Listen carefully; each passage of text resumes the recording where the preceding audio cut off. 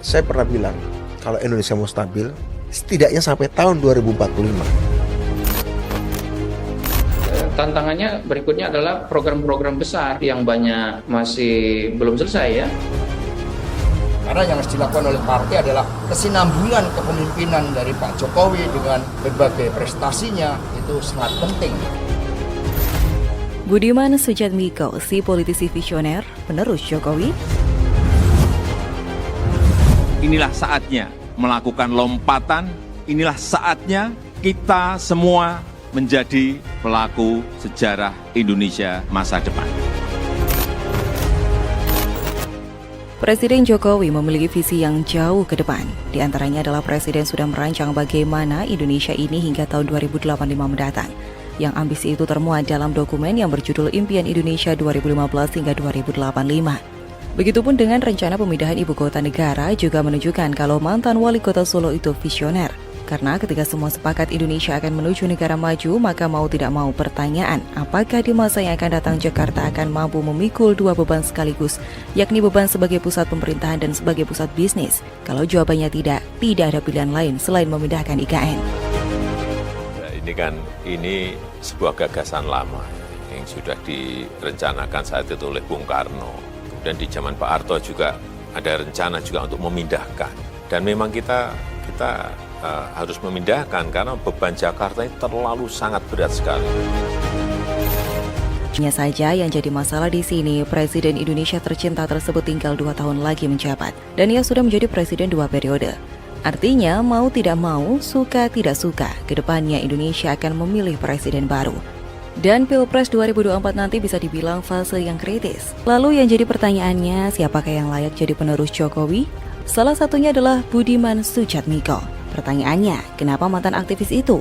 Karena dia tidak kalah visionernya dari Jokowi. Selain itu, ia juga memiliki rekam jejak yang baik. Tidak pernah tersandung kasus korupsi serta menguasai inovasi teknologi. Budiman adalah sosok yang pemikirannya sangat visioner. Jarang ada sosok politisi macam dia yang sangat pro rakyat. Perjuangannya tentang kesetaraan ekonomi hingga mencetuskan ide UU Desa dan terwujud.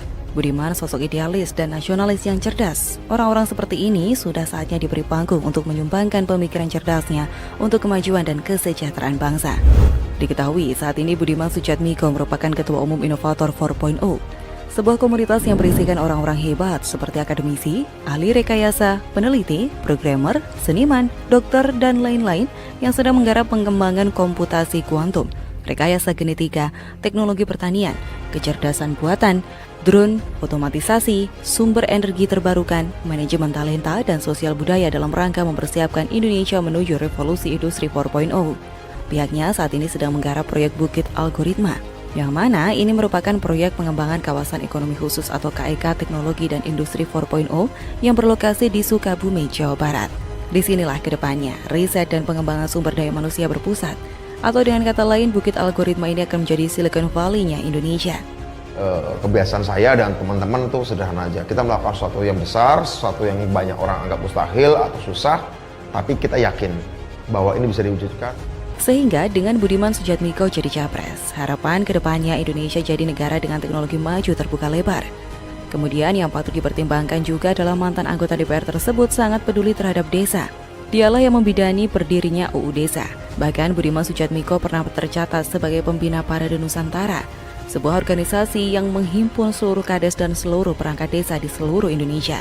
Itu artinya apa? Diam-diam dia punya basis massa Ferguson, serta jaringan yang kuat di seluruh pelosok negeri. Jangan-jangan para kades beserta perangkatnya lebih kenal dengan Budiman Sujatmiko ini. Selanjutnya yang jadi penunjang pula, Budiman Sujatmiko ini merupakan kader PDIP. Yang kita tahu sendiri bahwa PDIP merupakan partai pemenang pemilu yang tanpa berkoalisi dengan partai manapun tetap bisa mengusung capres sendiri. Karena perolehan suaranya sudah melebihi ambang batas presidensial threshold 20%. Artinya apa? Tinggal menunggu restu Megawati saja. Capres visioner seperti Budiman Sujatmiko ini jelas terasa manfaatnya. Bagaimana menurut Anda? Saya ditawarin seorang mas nyalon gubernur ya. Wah, 2011. saya baru dengar nih, itu udah cerita belum sebelumnya? Belum banyak cerita lah. Terus tiba-tiba Pak Prabowo bikin spanduk. Kalau aku terpilih ada satu daerah desa. Nah, mau kucing jadi presiden aja, sebenarnya Kementerian Desa itu dibuat untuk sampean duduki. Itu suatu bis kenalan saya. Wah iya dong. Oh iya iya. Satu iya. bis kenalan. Weh Mas Budiman kemana? Ya Iya, Solo, iya. sama-sama gitu Iya, kan. iya. Di situ ada 2 orang duduk.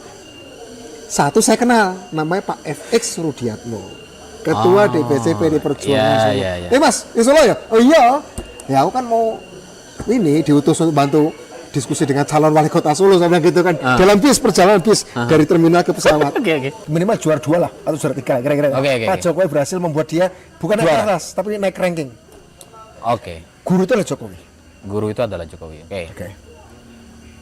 Setelah itu, apa yang harus kita lakukan pada anak ini? Naik SMP. Karena imajinasi tadi SD. Kayak SD kan? Naik SMP berarti. Oke. Tapi ada sebagian orang yang berpikir dan mengira, Cukup. dia kelas 6 SD bisa juara 1. Gimana kalau tahun depan mulai lagi dari kelas 6 SD supaya dia tetap juara 1?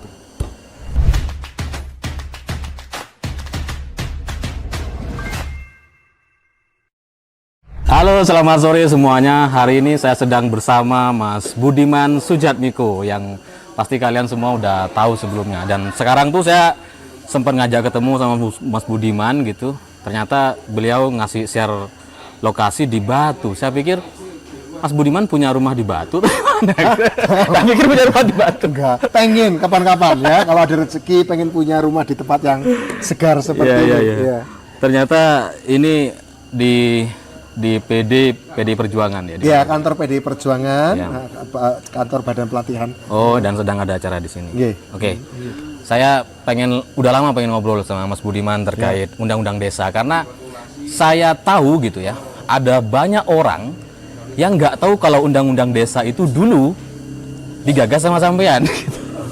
Ada banyak orang nggak tahu dan orang taunya sekarang Undang-Undang Desa itu bagus di era kepemerintahan Presiden Jokowi yang dieksekusi dengan luar biasa, tapi gagasan awalnya, ide awalnya itu ternyata dari Mas Budiman Sujatmiko. Dan saya taunya itu Mas dari sosial media gitu, dari Iwan Fals, dari berita yang saya baca dari Pak Irwan Hidayat sudah muncul juga menyebutkan bahwa Mas Budiman ini bagus karena menggagas Undang-Undang Desa dan kemudian bisa bermanfaat sampai sekarang gitu. Jadi saya pengen nanya nih karena penasaran sekali dengan ide itu gimana awal idenya itu sampai kemudian muncul, wah kayaknya desa nih harus dikasih Undang-Undang Desa gitu Mas. Ya kalau ditarik sih ya karena saya orang desa. Oke. Saya di Cilacap dulu ikut mbah saya itu dulu kepala desa di zaman Orde Baru. Nah, jadi saya ikut mbah saya dari kecil oleh orang tua saya dan ngerti desa ya sejak kecil, hidup di desa dan ngerti apa yang menjadi suka duka kepala desa. Kemiskinan juga yang terjadi di sana itu menjadi perhatian. Jadi secara emosional memang saya berpikir apa yang bisa suatu saat saya lakukan kalau saya besar. Saya belum tentu tahu waktu itu apakah saya harus berpolitik atau bisnis atau jadi apa, nggak tahu. Sampai suatu saat saya berpikir untuk terjun politik dan berdemokrasi. Kita menikmati demokrasi sejak tahun 98 dan saya kemudian diberi kesempatan oleh PDI Perjuangan, partai saya masuki tahun 2004 untuk mencalonkan diri di tahun 2009 untuk menjadi anggota PDI Perjuangan. Maaf, anggota DPR dari PDI Perjuangan tahun 2008. Jadi awalnya tuh gini mungkin Mas ya, ngelihat di desa tuh kayaknya nih desa nih butuh bantuan pendanaan gitu kira-kira gitu. Sederhananya tuh gimana? Sederhananya gini, saya mikirnya gini, di desa itu banyak orang. Di desa banyak sumber daya alam, pohon kelapa, ikan, pohon cengkeh, sawah segala macam. Tambang banyak di desa, hutan banyak di desa. Artinya ini kan tempat yang kaya raya. Kaya raya. Kok tapi manusianya hidupnya tidak cukup sejahtera. Tetangga saya kadang-kadang ada yang bunuh diri, kena hutang, atau kecil. Nah itu membuat saya sedih. Tapi sampai sekarang juga dengan masih ada. Tapi artinya apa ya? Kalau ada satu benda bagus, tapi tidak jadi apa-apa, berarti ada yang salah nih. Ada yang salah. Ada benda bagus, misalnya ada anak cerdas, ada anak cantik atau anak ganteng, tapi sampai besar kok lusuh dan lecek. Kan kan tinggal dalam tariku tinggal dimandiin dong, dirawat dong. Saya pikir perlu ada tindakan untuk merawat orang-orang hebat, orang-orang lecek ini yang sebenarnya cakep-cakep sebenarnya cerdas-cerdas ini untuk dirawat, dikelola. Dikelola. Ini ada komunitas tempat saya desa dan itu banyak. Kalau nggak dirawat, nggak diopeni, nggak dimodali, kan sayang itu. Ya, Iya, iya. saya mikirnya gitu. Saya tuh baru ngerti soal politik, bicara soal politik tuh tahun 2014 apa? Oh ya, ya. 2012 sorry, 2012 Oke. pulang dari Malaysia ya baru baca politik gitu. Tapi tahun ini gitu ya di eranya Pak Jokowi memang ada satu pembeda karena saya juga di desa Mas, di Iya. Sumeneb gitu. Sama-sama. Memang saya ngelihat ini gila, gak masuk akal gitu karena jalan-jalan desa tuh dicor, dikasih apa namanya paving gitu sehingga orang-orang kalau petani udah enak pakai motor gitu. Saya dulu nggak kepikiran bahwa ini gitu ya digagas oleh sampean gitu. Saya nggak tahu, saya tahu sampean udah lama, cuma wah ternyata ide dan gagasannya tuh dari Mas Budiman gitu. Oke. Saya dengan teman-teman saya lah ya. Kita diskusikan ya dengan teman-teman aktivis dulu. Jadi saya waktu ketika 2008 diminta partai untuk nyalon, saya udah mikir gini, Alif. Saya kan diminta oleh partai nyalon legislatif ya, bukan eksekutif. Oke, Ya, oke. Kalau legislatif kan kalau saya bikin janji bikin jalan, ngecor jalan, renovasi rumah itu kan janji eksekutif. Kalau legislatif kan janjinya bikin undang-undang. Betul. Iya kan? Iya. Bikin undang-undang kan DPR RI. Nah, saya makanya mau janjinya apa ya? Aku mau bikin undang-undang Nah, saya diskusi kemudian dengan teman-teman saya aktivis dulu, yang sudah jadi dosen, jadi peneliti apa yang bisa. Bung, kita punya gagasan. Ini ada gagasan bagi membangun desa. Ya udah. Ada dulu yang memperjuangkan undang-undang pemerintahan desa, tapi gagal, nggak jadi itu. Ya di periode sebelumnya. Kenapa gagal dulu ya? Nggak tahu, pokoknya itu periode sebelum saya masuk DPR, undang-undang pemerintahan desa. Jadi hanya ngatur pemerintahan desa supaya lebih mandiri pemerintahnya. Waktu itu pikir, ya udah kita jadikan saja, tapi jangan pemerintahan toh. Desa secara keseluruhan. Bukan cuma politik desa, tapi pembangunan desa, ekonomi desa, budaya desa, teknologi desa, kesehatan desa, pertanian desa menjadi satu paket lengkap desa gitu ya. Bukan cuma pemerintahan. Tapi mohon maaf Mas, ini saya nggak tahu ya, tapi menurut saya gitu ya, banyak orang nggak tahu kalau undang-undang desa ini diperjuangkan sebegitu hebatnya gitu. Artinya kita kalau ngelihat masyarakat Indonesia hari ini gitu ya, begitu nggak suka dengan orang-orang DPR gitu. Jadi kalau sekarang dengan munculnya undang-undang desa ini ternyata hasil dari orang-orang DPR, itu hasil kampanye. Saya menjadikan draft undang-undang desa itu sebagai bahan kampanye saya. Bahan kampanye. Jadi ya tentu saya pasang poster, saya pasang spanduk. Tapi kalau saya kampanye ke desa-desa, saya bawa naskah akademiknya. Modalnya itu. Saya bacakan ini naskah akademiknya berapa halaman, ini contoh pasal-pasalnya. Saya bicarakan. Saya bilang kayak gini. Saya jadi DPR itu nggak ada pengaruh sama sampean, saya bilang. Saya jadi sampean nggak tambah kaya. Saya gagal sampean nggak jadi tambah miskin, ya sudah miskin. Tapi kalau draft ini jadi undang-undang, maka Anda bisa jadi sejahtera. Ini kalian jangan milih saya bilang. Pilih ini. Pilih undang-undang. Nah, masalahnya adalah yang bawa ini cuma saya, ya pilih saya bilang gitu kan. Yang bawa draft ini kan cuma saya, ya pilih saya gitu loh. Masa di kotak suara, di kertas suara kan nggak ada draft ini, adanya saya gitu. Tapi nggak penting saya, yang ini penting jadi undang-undang. Kira-kira gitu. Saya ada satu pertanyaan yang mungkin sulit sampean jawab ini, Mas. Kenapa? Saya senang kalau ada pertanyaan sulit. Jadi tapi saya udah latihan pertanyaan sulit itu waktu diinterogasi. Dulu ya. 6 kali saya ditahan. Tahun 98 ya. Sebelumnya. Jadi gini, Mas. Ini kan kalau saya gitu ya, saya melakukan sesuatu yang seperti ini, undang-undang desa ini gagasan yang luar biasa. Saya akan klaim habis-habisan gitu. Bahwa ini produk saya, ini bukan punya saya. Ini saya yang membawa dan ini gagasan saya. Tapi Mas Budiman gitu ya. Ini mohon maaf nih, kayak banyak orang nggak tahu, itu kan artinya Mas Budiman itu nggak pernah bicara soal undang-undang desa ini, nggak pernah ngeklaim bahwa alhamdulillah saya sudah selesai dengan undang-undang desa ini, berhasil menggolkan, ke depan kita akan perbaiki dan sebagainya. Itu kayaknya tuh hampir nggak ada di sosial media. Jadi ibarat gini lah, semua orang tahu kalau Gojek itu Nadiem. Meskipun pada akhirnya sekarang kepemilikannya udah nggak Nadiem. Tapi sampai sekarang itu melekat, Mas. Nadiem gitu. Undang-undang desa nggak ada. Orang taunya Pak Jokowi yang melaksanakan dan benar. Ya. Tapi gagasannya itu nggak ada orang yang tahu bahwa itu dari DPR dan dari Mas Budiman dan kawan-kawan. Itu apa yang terjadi sebenarnya? Apa yang membuat itu tidak terpublis gitu ke publik dan orang nggak tahu kenapa? Pertama, mengatakan saya tidak pernah berbicara undang-undang desa enggak juga. Setelah undang-undang desa jadi saya keliling. Saya baca di berita, tapi sangat minim. Sangat minim ya? Sangat minim. Ya karena memang ini menarik karena dinamika komunikasi dan informasi itu masih dinamika kota. 2009. Ya, 2009, 2012 masih dinamika sampai sekarang sebenarnya juga narasi yang berkembang di media sosial masih kebanyakan narasi kota. Narasi desa belum sepenuhnya menjadi mainstream. Oke. Sehingga kemudian yang merasakan bahwa itu mendapat manfaatnya memang tidak cukup mainstream di media sosial. Tapi kalau Anda bicara dengan kepala desa, insya Allah mereka tahu siapa yang Penggagas. jalan kaki dari DPR ke Mendagri maupun saja DPR ya. Iya. Kemudian keliling ke desa-desa. Ya saya ada di situ. Saya ada di situ dari Sumatera, Kalimantan. Waktu ketika saya menjadi undang-undang desa, kan saya masuk DPR 2009, kemudian saya coba perjuangkan itu, kan belum jadi-jadi nih. Berapa tahun-tahun saya keliling ke desa-desa, ke kota-kota, ke cabang-cabang organisasi kepala desa. Insya Allah mereka masih ingat. Insya Allah mereka masih ingat. Memang waktu itu hanya lewat Twitter saja. Saya ngomongin cuma tentang Twitter saja. Dan kemudian ketika saya kemudian ditunjuk juga sebagai wakil pansus undang-undang desa oleh partai. Ya dalam rangka memang untuk mengkonsolidasikan itu karena partai kemudian memberikan dukungan luar biasa kepala daerah dari PD Perjuangan juga mendukung dan mengerahkan kepala desa untuk perjuangan itu. Memang tidak ada banyak pernak-pernik dinamika media sosial, ada TikTok memang belum ada, kemudian bikin meme-nya memang nggak saya buat. 2009. 2009 sampai 2009 belum ada TikTok dan sebagainya. Memang belum ada. Tapi apa Mas ya? Ya menurut saya itu eman aja, makanya saya nemui Mas Budiman.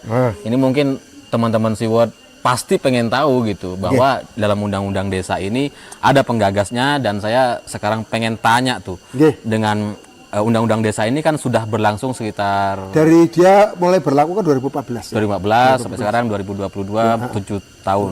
Betul. 7-8 tahun. Oke. Sekarang yang terjadi di desa yang saya lihat gitu Mas, di desa saya, di beberapa desa, orang kepala-kepala desa itu kayak orang tiba-tiba punya uang banyak dan dia bingung mau ngapain dengan bukan uangnya untuk kepala desa ya, untuk desa ya. Iya, maksudnya jadi kepala desa yang biasanya nggak punya uang gitu kan, nggak dikasih uang sama negara, tiba-tiba dikasih 1 M. Dulu untuk dapat uang itu biasanya tidak semua desa. Tidak semua desa. Itu awalnya tergantung kenal nggak sama DPR-nya, kenal nggak dengan DPRD-nya. Oh ya. Sehingga kemudian perjuangannya per individu. Kan tidak semua kepala desa di satu kabupaten kenal dengan DPR. Tapi kepala desa yang kenal DPR nanti diperjuangkanlah program lah ya, program bantuan segala macam. Tapi kalau ini kan gelondongan, belang semua desa kenal nggak kenal dengan DPR. Kenal atau nggak kenal dengan DPRD sekarang dapat semua. Sebelumnya tuh sebenarnya ada tapi nggak diatur secara nggak ada, nasional. Individual saja. Individual. Ya, tapi itu pun nggak banyak, nggak rutin. Tidak harus tidak setiap tahun. Tidak setiap tahun. Atau dengan ini kan, nah kalau tadi bingung ya, itu persis kisah saya. Waktu undang-undang desa itu belum jadi, saya ketemu kepala desa dari Gunung Kidul, Alif. Ngomong gini, meskipun itu bukan dapil saya, tapi karena dia tahu saya kampanye itu di dapil saya di Banyumas Cilacap, memperjuangkan undang-undang desa, mengkampanyekan dia, Mas, mau dijadikan undang-undang desa itu harus jadi, jangan sampai nggak dipenuhi janji Mas Budiman waktu kampanye. Ya oke. Karena kami bingung, kami dapat 200 juta rupiah per tahun, kami bingung kami mau buat apa dengan uang 200 juta rupiah per tahun, padahal penduduk desa kami 5.000 jiwa, 200 juta rupiah per tahun buat apa? Bisa buat apa-apa? Nggak cukup untuk gaji. Oke. Tahun 2011 saya ketemu dia kepala desa pada waktu saya keliling ya ke seluruh Indonesia, nggak semua Indonesia tapi banyak kabupaten saya kunjungin. Kemudian 2017 atau 16 saya ketemu dia lagi. Dengan anggaran yang sudah jadi undang-undang. Iya. Kan 2017 kalau nggak salah. Iya. Ketemu dia, Mas, ini kami perjuangan lagi dong. Wah apa? Perjuangan apa mana? Ini kami tuh bingung. Bingung kenapa? Kami bingung dengan kami dapat 2 miliar per tahun. Itu kami bisa buat apa saja sih? Kita bingung karena 2 miliar per tahun datang ke desa kami. Padahal jalan sudah kami paving, sudah kami aspalin. Sudah selesai lah pembangunan. Ada itu, gapura itu, segala macam kepala kantor desa sudah diperbaiki. Udah bagus semua. Sementara uang datang terus, ini buat apa? Oke. Terus gimana? Udah saya mikir, Oh, berarti memang orang desa tidak cukup sekedar punya dana desa. Tapi saya bilang, Mas, kan dana desa itu bagian dari undang-undang desa. Undang-undang desa kan bukan cuma untuk bikin infrastruktur fisik. Kan ada banyak yang bisa dibangun dari desa. Sumber daya manusianya. Mau dikasih itu beasiswa tiap tahun. Oh boleh ya? Ya boleh. Ke anak desa itu? Boleh, asal selama diputuskan di dalam musyawarah desa. Oh. Istimewa undang-undang desa gini, Alif. Istimewa adalah uang itu dikasih, kemudian desa silakan memusyawarahkan apa yang terbaik untuk kebutuhan desa. Nah, kebutuhan desa sekarang awalnya adalah mengaspalkan jalan. Kalau memang kebutuhannya, lakukan. Kebutuhan desa apa? Membuat gapura, lakukan. Kebutuhan desa apa? Bikin jembatan, renovasi rumah orang miskin, lakukan. Tapi kalau semua udah selesai, kan masih ada anak-anak yang putus sekolah. Betul. Anak-anak yang pinter tapi nggak punya biaya kuliah. Ya. Masih ada juga peningkatan kapasitas aparatur desa. Itu bisa itu.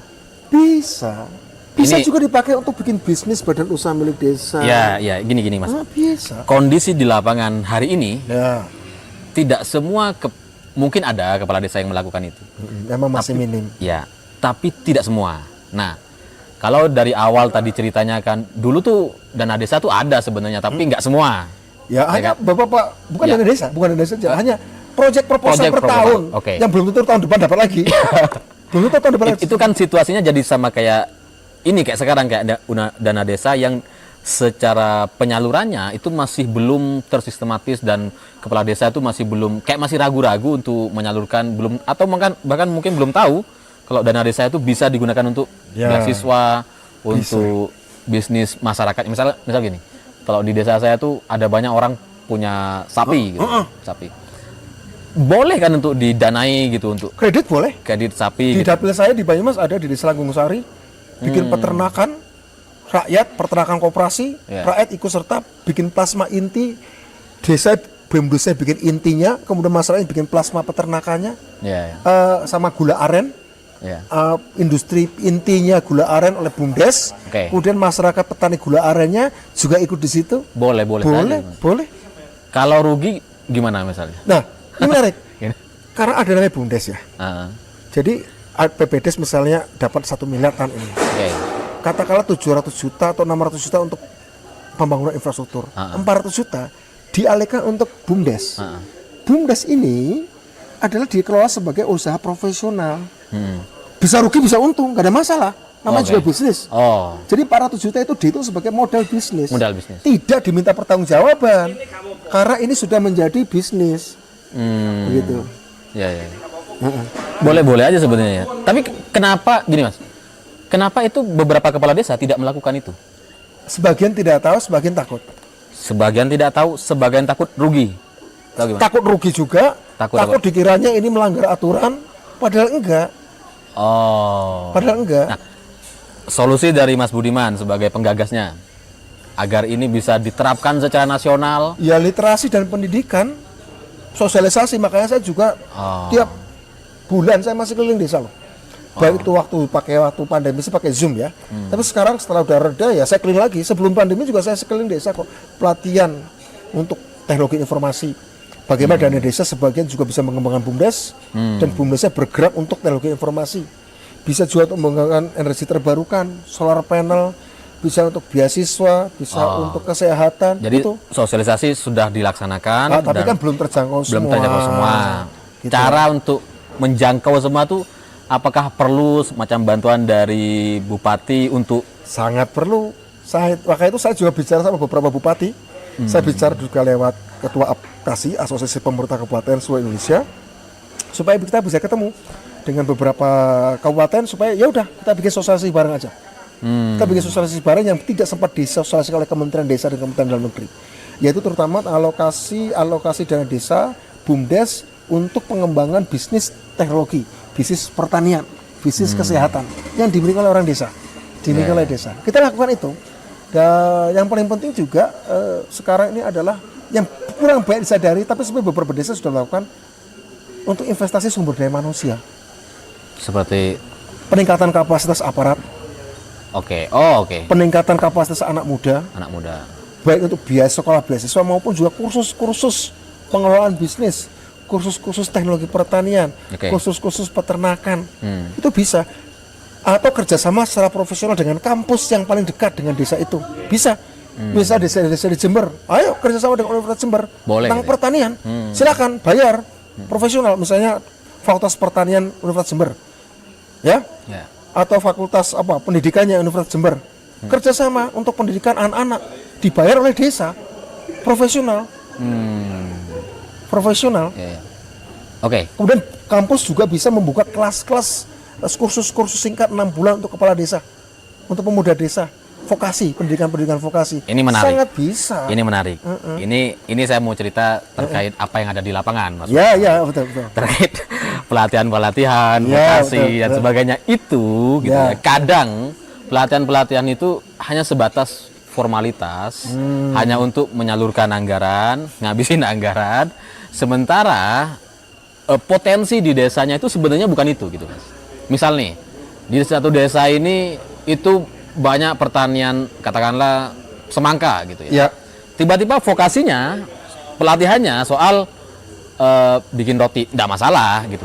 Tapi kenapa nggak fokus kepada kearifan lokal Nah. yang ada di desa itu? Sehingga, mohon maaf Mas, satu desa A, B, C, D, kadang semuanya sama. Diseragamkan. Nggak boleh. Jahit semua gitu. Undang-undang desa itu diadakan untuk mengakomodasi keanekaragaman Di setiap desa. di setiap desa, di setiap kabupaten, di setiap pulau, bukan untuk menyeragamkan. Adanya undang-undang desa itu adalah untuk menumbuhkan keanekaragaman, termasuk keanekaragaman potensi dan minat. Oke, tapi Mas Buniman tahu nggak kenapa itu jadinya seragam? Ya karena rupanya dalam pelaksanaannya masih banyak yang top down. Oke. Perangkat desanya masih belum punya kepercayaan diri, sehingga kemudian menyerahkan itu kepada struktur di atas desa. Itu kan artinya SDM di kepengurusan Pemerintahan desa desanya perlu ditingkatkan. ditingkatkan. Nah karena Itu gimana solusinya tuh? Karena itu saya sedang memperjuangkan Sekarang ini apa itu? ada aspirasi untuk revisi undang-undang desa terbatas. Mau direvisi lagi? Direvisi undang-undang. Direvisi undang-undangnya terbatas, Terbatas. terutama ada beberapa isu yang krusial. Satu soal periodisasi masa jabatan kepala desa. Oke. Gimana tuh? Dalam undang-undang desa kemarin kan jabatan kepala desa adalah 6 tahun kali 3. 3 periode 3 periode. Kalau di total 18 tahun. kepala desa, bukan presiden. Oh, kepala desa. 3 periode kepala desa. Jangan salah. Tapi di dalam pelaksanaan di lapangan, nah kita kan belajar dari situasi lapangan. Rupanya banyak sekali pilkades yang terjadi itu menimbulkan konflik sosial luar biasa, sehingga 3 tahun pertama itu seringkali belum selesai menyembuhkan luka-luka sosial akibat konflik pilkades. Karena saya bisa bertarung dengan kamu dan aku menang pilkades, saya berkuasa 6 tahun, 3 tahun pertama pendukungmu dan kamu itu nggak akur 3 tahun pertama. Ada 3 tahun pertama nggak sempat membangun, menyelesaikan luka-luka akibat kamu kalah oleh saya, kira-kira gitu. Sisa 3 tahun, sementara mau pilkades lagi, berkelahi lagi, kan begitu. Nggak sempat membangun. Nggak sempat membangun secara tuntas, sehingga ada aspirasi dari banyak kepala desa, dari Jawa Timur, saya awal dari waktu itu dari di Sumeneb, di Ngawi, ada aspirasi itu. Kemudian kemarin ketemu dari Sumatera Barat juga, ketemu dari berbagai daerah, juga ada aspirasi. Mas, gimana kalau periodisasinya tetap, jatah berkuasa tetap 18 tahun, tapi gimana kalau periodisasinya diubah dong? Ya udah, Jadi- akhirnya kita ketemu, titik ketemu, yuk kita perjuangkan 9 kali 2. Satu periode 9 tahun. Saya terpilih kepala desa 9 tahun, ya. Oke. Bisa kepilih 1 kali lagi, tapi 2 kali, Oke. bukan 3 kali. Bukan 3 kali. Kalau kemarin kan 6 kali 3 18 tahun, ini sekarang 9 kali 2. Ada aspirasi seperti itu dan kita ngobrol, kita sudah kaji, kita sudah cek di lapangan, memang seperti itu. Sehingga kita sedang pikirkan untuk merevisi untuk undang-undang itu. Satu itu. Kedua, ada temuan yang lain. Gimana tuh?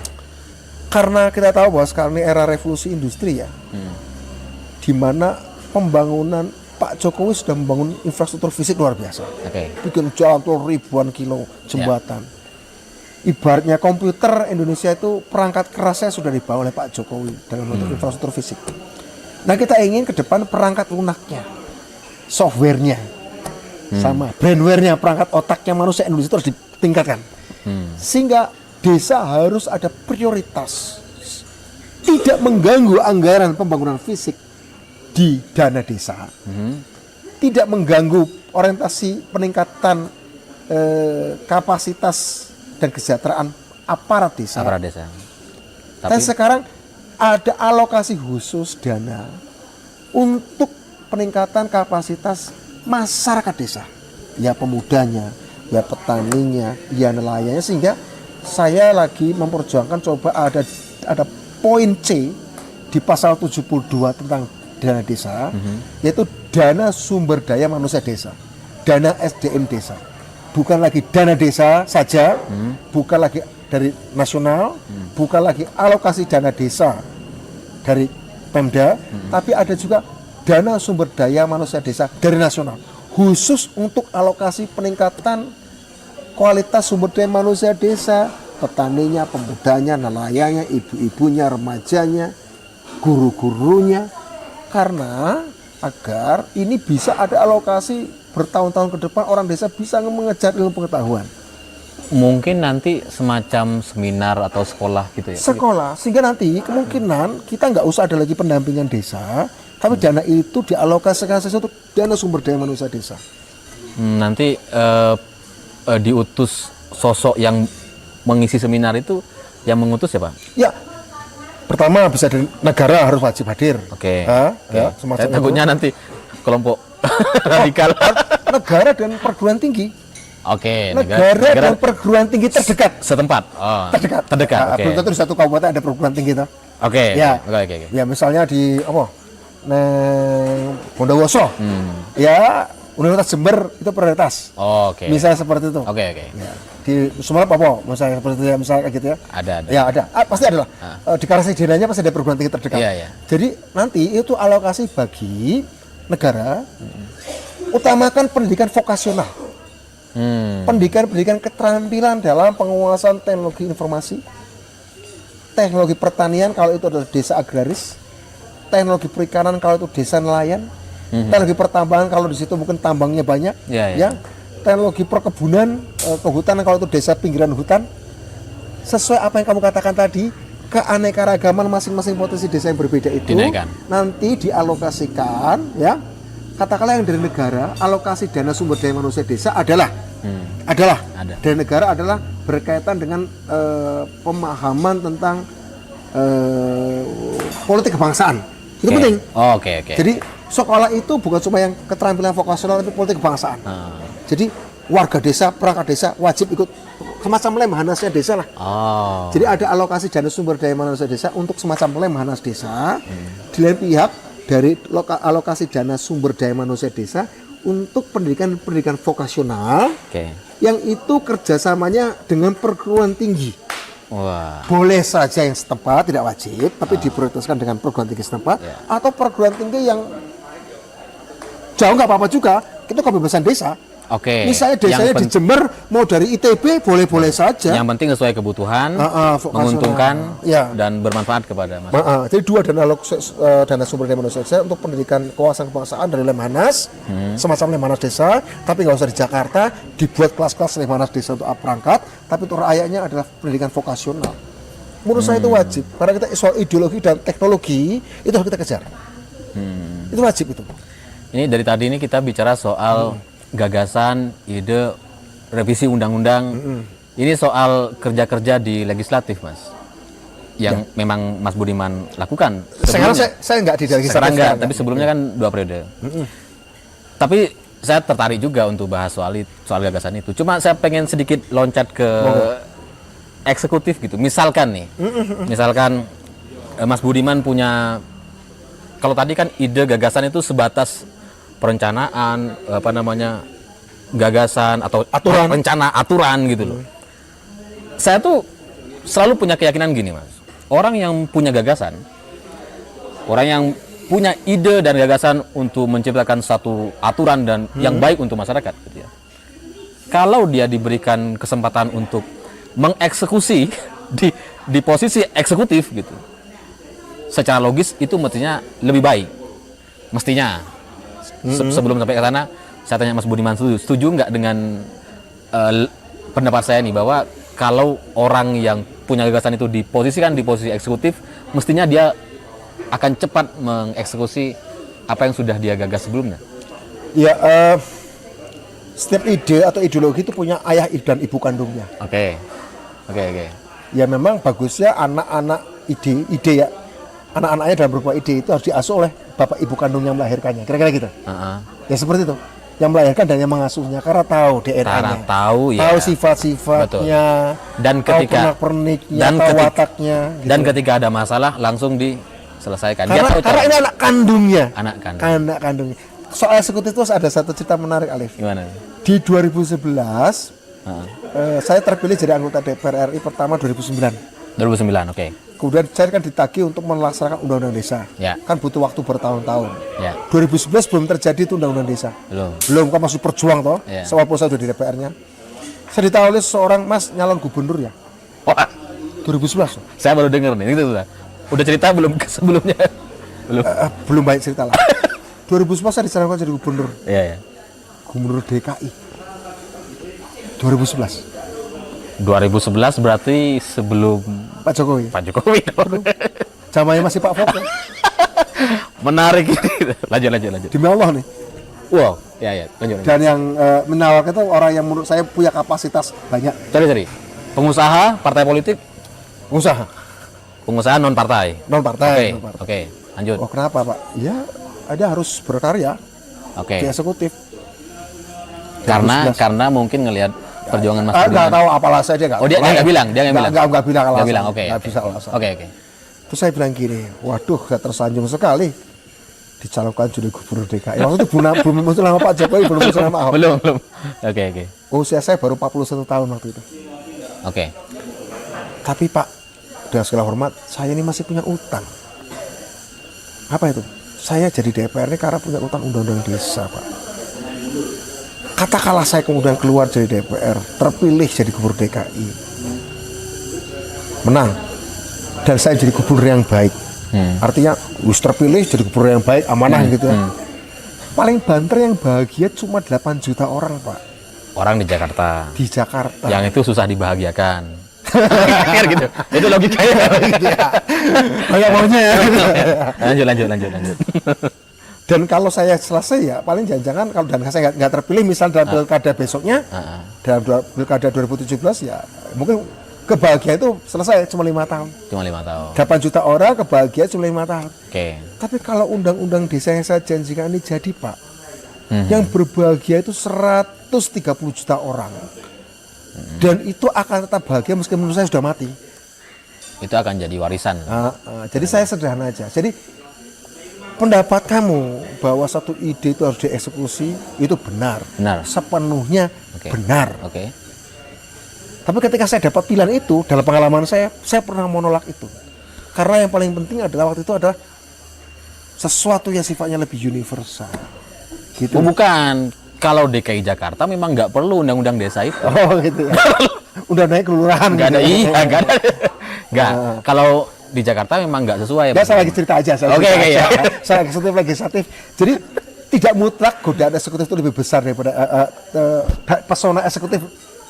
Yang lebih mutlak besarnya, lebih besar pesona secara mutlak, tergantung situasinya. Oh, yang penting kalau saya simpulkan Mas Budiman tuh nggak penting mau ada di mana, yang penting terus berkarya gitu ya. Ya kira-kira begitulah. Cuma kan kalau saya ngelihatnya dari undang-undang dana desa, undang-undang desa yang kemudian salah satu produknya adalah dana desa, itu kan dampaknya secara nasional nih, Mas Budiman. Dan nggak tahu, saya nggak kebayang gitu. Ini saya cerita deh. Ya. Saya terus terang, Mas, kalau ngelihat Menteri Menkominfo katakanlah, ini nggak apa-apa lah, saya nyindir kelompok sebelah Menkominfo. Ketika memberikan pernyataan dan itu nggak sesuai dengan disiplin ilmunya gitu loh. Dia sebenarnya nggak ngerti apa yang dia katakan. Ini eman sekali negeri ini dipimpin oleh orang-orang yang dia tidak tahu tentang apa yang sedang dia lakukan dan dia sedang ada di posisi apa. Ini mohon maaf nih Mas Budiman, saya kalau ngelihat Menkominfo sekali lagi, rasanya saya lebih pantas untuk jadi menteri.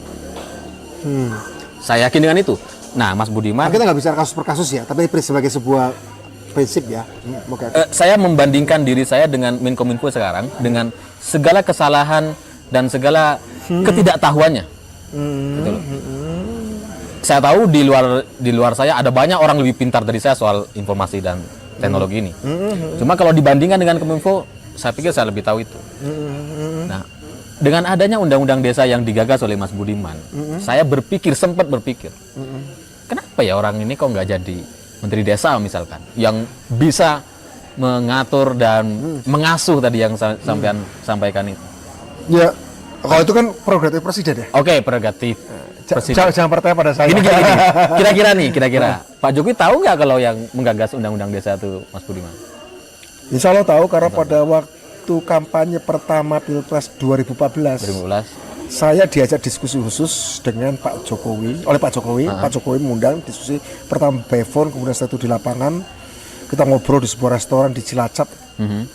Dapil saya waktu itu sedang keliling kampanye, minta dijelaskan tentang undang-undang desa. Pak Jokowi. Ya, tapi itu bukan cuma pertama, itu bukan cuma terakhir, itu kemudian berkali-kali menjelaskan bagaimana lahirnya riwayatnya undang-undang desa, bagaimana posisi pasal dana desa, pasal 72 ayat A, pasal 72 ayat B, alokasi dana desa. Jadi tak jelaskan satu persatu bagaimana posisi pasal 37 tentang sistem informasi desa. Bentar Mas, ini Pak Jokowi sudah terpilih atau belum? Belum. Masih calon ya? Masih calon, oke. Masih calon. Itu diskusi. Karena pada waktu itu memang menjelang debat dengan Pak Prabowo. Oh, jadi sampai ada. Karena Pak Prabowo kan sudah masang spanduk bahwa dia akan aku terpilih. Aku spanduk di mana-mana. Kalau aku terpilih, aku akan keluarkan 1 miliar. Padahal undang-undang desa sudah jadi.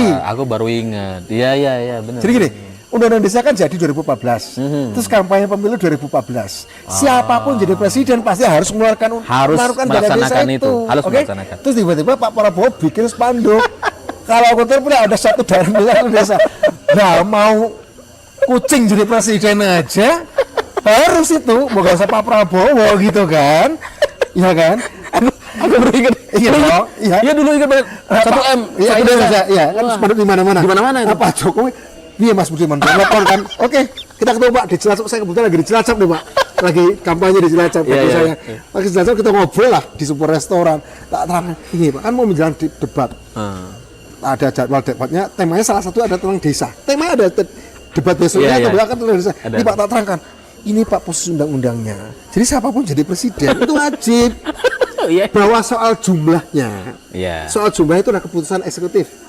Oke. Soal jumlahnya keputusan eksekutif, mau 1 miliar, mau 2 miliar, dan itu juga ditentukan oleh kondisi masing-masing desa. Kalau orang miskin banyak harus lebih banyak, kalau lebih luas harus lebih luas, kalau daerah tertinggal harus lebih banyak, macam-macam lah. Ada faktor-faktor lain. Itu sudah kita atur dalam undang-undang, ya Pak. Jadi wajib nih, wajib mau kucing jadi presiden pun wajib ini. Saya jadi presiden pun wajib gitu, ya harus. Karena itu undang-undang. Ya Pak terangkan ini. Tahu betul. Tahu betul itu. Jadi kemudian beberapa kali setelah beliau terpilih saya diundang berkali-kali. Saya diundang berkali-kali, bahkan menjelang reshuffle juga diundang. Diundang ke istana juga. Diundang ke istana saya bukan pada saat penyusunan kabinet pertama. Bukan pada penyusunan kabinet pertama.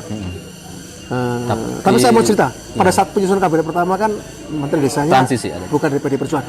Penyusunan kabinet pertama. Bukan dari PD Perjuangan. Kabinet pertama. Menteri Desa bukan dari PD Perjuangan. Besoknya saya dipanggil Pak Pratikno. Karena ada Menteri Desa, Kementerian Desa di Pak Pratikno ngomong kayak gini, verbatim dia ngomong. Mas itu janjiannya Kementerian Desa itu. Tadi kan Kementerian Desa Daerah Tertinggal. Kemudian namanya dibuat jadi Kementerian Desa. Pak Pratikno ngomong, sebenarnya Kementerian Desa itu dibuat untuk sampean duduki. Pratikno. Pak Pratikno ngomong. Terus gimana? Sehari setelah pengumuman kabinet. Wah, manggil saya di kantor MMUGM di daerah Manggarai, kantor Magister Manajemen UGM di daerah Manggarai. Ngobrol panjang lebar. Sehari setelah penyusunan kabinet. Sebenarnya Kementerian Desa itu sampean. Oke, nggak apa-apa. Nggak apa-apa, ya udah ini kan soal politik ya, kan Pak Jokowi harus mengakomodasi ya. Itu oke. Oke, nggak ada masalah. Kemudian saat menjelang reshuffle saya diundang juga ke istana. Kemudian diundang lagi ke rumah beliau di Solo. Dengan Pak Pratikno saya diundang ke rumah beliau di daerah Sumber di Solo. Dia ngobrol, tapi sekali lagi pernyataan Pak Jokowi, sebenarnya saya mau, tapi ini dinamika politik tidak memungkinkan. memungkinkan. Ya, saya nggak ada masalah. Saya bahkan ngomong kayak gini, pada waktu di istana, belum di rumahnya ya, Pak Jokowi. Saya sampai ngomong kayak gini, saya nggak paten nggak jadi menteri, tapi saya tetap kerja karena ini adalah tanggung jawab emosional saya. Saya bekerja, saya di DPR, waktu masih di DPR saya kerjakan, saya kebetulan membina organisasi kepala desa, ya saya tetap kerjakan apa itu. Soal posisi jabatan kan prerogatif Pak Jokowi, dan Pak Jokowi punya banyak pertimbangan. Jadi seperti itu. Jadi bukan berarti Pak Jokowi tidak sadar, bukan berarti Pak Jokowi tidak ingat, tapi sangat karena dinamika politik tidak memungkinkan. Ya, karena ada jatah partai dan sebagainya. Macam-macam. Jadi saya mau luruskan. Oke. Pak Jokowi bukan nggak ingat. Nggak, saya pikir kan nggak ingat. Kan kadang ya mana tahu Pak Jokowi nggak ingat kan, kalau diluruskan sudah benar lah. Nggak Kalau saya pengen ngomong gitu Pak Jokowi nggak jadi menteri pun saya nggak paten. Oh, jadi habis itu Pak Jokowi. Gitu, jadi mungkin Pak Jokowi, wah udahlah alhamdulillah Mas Budiman. Jadi meringankan beban beliau gitu untuk memutuskan soal. Gini, bagi saya Pak Jokowi harus dikurangi beban-beban yang nggak perlu. Kalau saya bisa membantu meringankan beliau di luar. Tapi memang harus di dalam. Itu bukan isu saya, itu persoalan beliau. Bagi saya tidak menjadi sebuah isu, bukan suatu persoalan bagi saya. Nah, gitu Karena aja. yang harus diprioritaskan memang presiden. Ya presiden, bukan saya. Oke. Indonesia nggak celaka kalau saya nggak jadi menteri. Tapi Indonesia bisa mandek kalau Pak Jokowi nggak kepilih presiden, nggak terpilih lagi jadi presiden kan? Bagi saya itu. Ya. Tapi Mas Budiman, saya pengen tanya satu nih. Saya nggak tahu nih Mas Budiman mau jawab atau enggak. Saya tuh kembali lagi seperti yang logika yang saya bilang tadi bahwa orang yang punya ide dan gagasan itu kalau diberikan kekuatan, misalnya ada punya ide usaha, diberikan dana eksekusi gitu kan, pasti itu lebih berhasil dibandingkan orang yang nggak punya gagasan itu. Mudah-mudahan. Ya kan? Asal konsisten ya. Iya. Nah, kalau Mas Budiman entah itu posisinya apa gitu, kita imajinasi gini deh, kan Mas Budiman kadang sering bilang gitu, kita tuh jangan membatasi imajinasi orang. Nggak boleh. Sekarang mari kita tidak batasi imajinasi. Batas kita langit imajinasi itu. Imajinasi nggak bayar kok. Gini Mas Budiman, di negeri ini ada banyak sekali permasalahan soal intoleran, radikalisme, ekonomi, masalah boksit, nikel yang kemarin Pak Jokowi Indonesia dikalahkan, tapi Pak Jokowi ngasih ngeyel. Oke. Dengan segala permasalahan itu, kalau Mas Budiman dengan sehebat-hebatnya Presiden Jokowi hari ini, masih ada banyak PR yang belum terselesaikan. Ya karena ada banyak demokrasi itu membatasi eksekutif loh. Oke. Ya memang. Pak Jokowi hebat gitu loh. Saya juga pendukung Pak Jokowi sejak tahun 2014. Ya. Cuma tetap ada beberapa hal yang belum terselesaikan. Saya sejak dari beliau Pak Wali Kota. Dari Solo. Saya salah satu tim sukses beliau Wali Kota pertama. Bentar. Ini saya mau konfirmasi dulu. Sebelum sampai ke sana ya. Ini menarik. Ada cerita menarik. Saya cerita. Jadi, Pak Jokowi itu ketika mau jadi calon wali kota, pertama kali. Yang pertama kali. Oh, pertama kali. Ini cerita A1 nih. Ya. Terkonfirmasi. Ya. Jadi Pak Jokowi itu keliling, Mas. Sampean tahu nggak? Keliling ke partai-partai. Iya, di Solo. Mencalonkan diri untuk mau jadi sebagai wali kota. Sampean tahu nggak itu? Apa? Tahu nggak itu cerita itu? Ya tahu cerita itu tahu. Dan ditolak semua. Karena saya diutus partai untuk menjadi salah satu tim suksesnya. Sebelum partai memutuskan itu, ya. Pak Jokowi itu ke partai-partai sebelah gitu loh. Ditolak semua ya? Ditolak semua? Ya wajar. Kenapa wajar? Pertama, dia bukan pengusaha besar. Waktu itu. Dia bukan kasta kesatria. Oke. Dia bukan kasta tinggi, pengusaha menengah biasa saja. Wajar. Karena cara berpikir politik kita kan masih feudalistik waktu itu ya. Pak Jokowi kan nerobos itu ya. Dan itu menarik. Dan itu saya mau cerita satu yang menarik. Inilah namanya sejarah. Sejarah itu kadang-kadang bergerak ajaib. Saya diminta oleh partai untuk membantu seorang calon yang sudah diputuskan PDI Perjuangan untuk wali kota. Namanya Jokowi. Namanya Jokowi. Namanya Jokowi aneh. Anak asli Jokowi Dodo tapi dikenal sama Jokowi. Siap. Kemudian saya diminta juga oleh teman lama saya aktivis dan juga tim suksesnya bantu Jokowi. Ya, namanya Jokowi Dodo kan? Ya. Saya belum tahu wajahnya seperti apa. Akhirnya saya naik pesawat ke Solo. ke Solo. Oke. Dari Soekarno Hatta, tapi dari terminal sampai pesawatnya itu pakai bis. Oke. Pakai bis. Ya, ya. Langsunglah bis. Ramai banyak orang. Itu satu bis kenal saya. Wah, iya dong. Oh iya, iya. Satu iya. bis kenal. Weh Mas Budiman kemana? Ya Iya, Solo, iya. sama-sama gitu Iya, kan. iya. Di situ ada 2 orang duduk.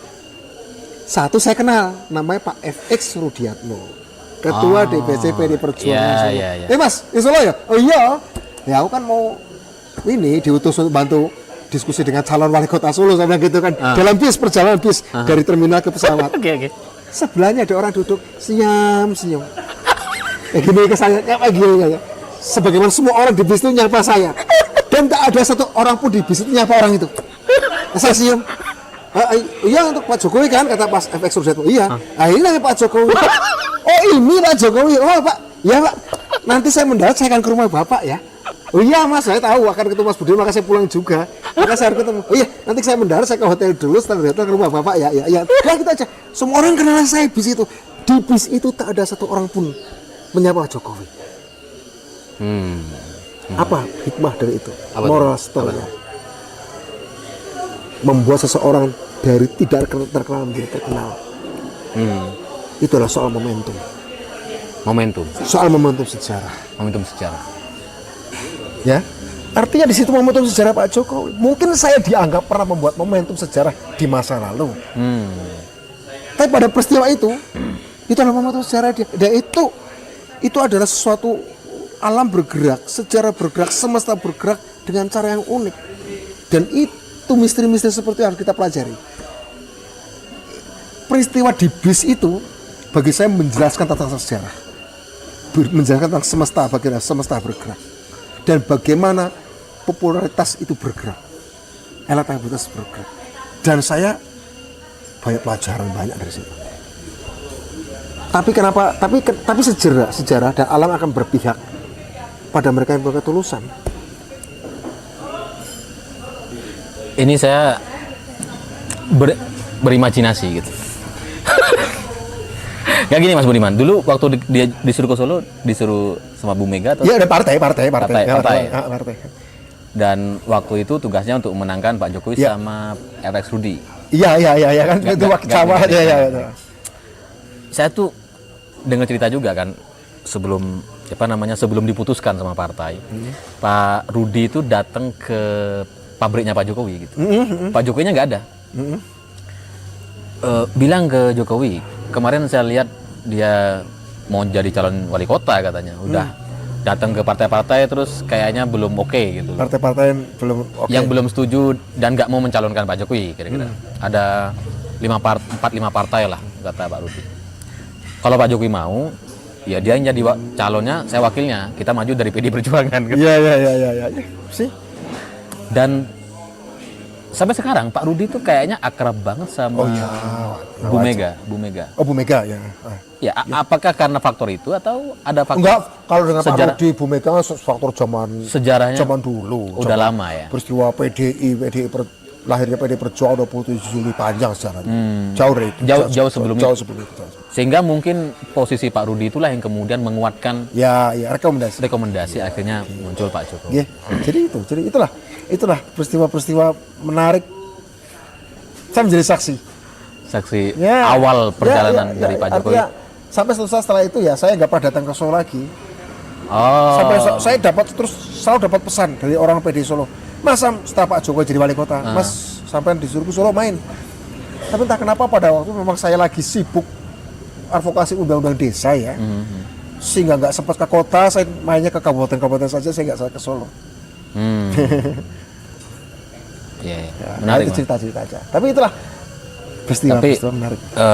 Artinya orang yang jujur, tulus dan ingin membangun negeri ini setidak terkenal apapun gitu. Sejarah akan berpihak selama dia punya niat baik dan tujuan yang benar untuk negeri ini. Karena orang yang mulus nggak punya banyak beban, langkahnya ringan. Kayak orang mendaki gunung nggak bawa beban. Ya paling jaket yang tebal aja, nggak usah bawa ransel banyak-banyak. Melompat dari batu ke batu, dari tebing ke tebing kan ringan. Seterjal apapun gunung itu. Menarik. Ya. Dikit lagi. Enak nih ngopi. Mas Budiman, saya tuh berpikir gitu bahwa apa yang sudah dilakukan oleh Presiden Jokowi saat ini itu luar biasa. Mas Budiman setuju nggak dengan itu? Dengan dari Solo, Jakarta, Presiden itu perjalanannya sendiri luar biasa. Tapi apa yang dilakukan untuk Indonesia juga luar biasa ya. Gampang kita gini, saya pernah bikin utas panjang di Twitter. Membangun infrastruktur di sebuah negara berkembang dengan sistem demokratis itu rasanya belum pernah ada. Kecuali di Indonesia ini. Ya, karena gini, Semasif kebanyakan ini. rata-rata infrastruktur fisik dibangun itu oleh negara otoriter. Ya. Di negara berkembang. Jadi karena dia bebas gitu, mau bangun apa aja gitu. Bebas, gak ada tekanan, gak ada protes macam.